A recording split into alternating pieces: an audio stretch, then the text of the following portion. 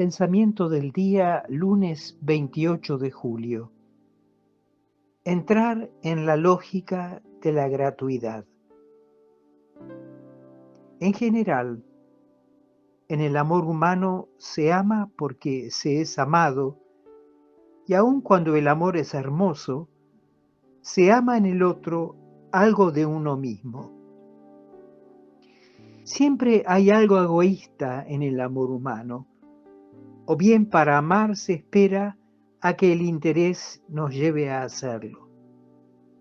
En cambio, el amor divino sobrenatural es gratuito, ama primero. Por eso, si queremos dejar vivir al hombre nuevo en nosotros, si queremos mantener encendida en nosotros la llama del amor sobrenatural, tenemos que ser también nosotros los primeros en amar. Chiara Lubich, El arte de amar, Editorial Ciudad Nueva. Hola, si te ha gustado este video, danos like y suscríbete al canal para recibir notificaciones. Recuerda que es libre y gratuito sin ningún compromiso. Palabra de vida, julio de 2025.